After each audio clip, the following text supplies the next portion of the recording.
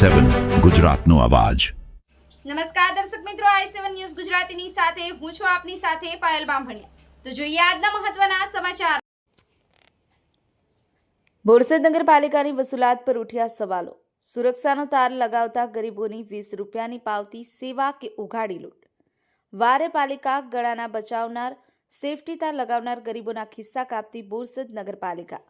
ઉત્તરાયણમાં જીવલેણ તોરાથી વાહન ચાલકોને બચાવવા માટે રસ્તાઓ પર સેફટી તાર લગાવતા ગરીબ શ્રમિકો હવે પાલિકાના નિશાને આવી ગયા છે। સુરક્ષા માટે કામ કરતા આ શ્રમિકો પાસેથી નગરપાલિકા તરફથી 20 રૂપિયાની પાવતી ફાડી વસૂલાત કરવામાં આવી રહી છે, જે ગરીબોના પેટ પર લાત મારવાનું જણાઈ આવ્યું છે।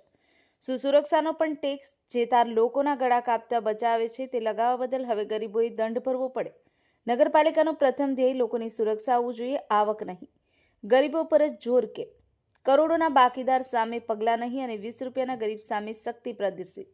સેવા કે આ પછી ઉઘાડી લૂંટ, જ્યાં સામાજિક સંસ્થાઓ અને ગુજરાત પોલીસ તંત્ર હાલ ઘણી જગ્યાએ વાહન ચાલકોને ઊભા રાખી અને મફતમાં સેફટી તાર લગાવી આપે છે, ત્યાં પાલિકા માટે આ કાર્ય કમાણીનું સાધન કેમ?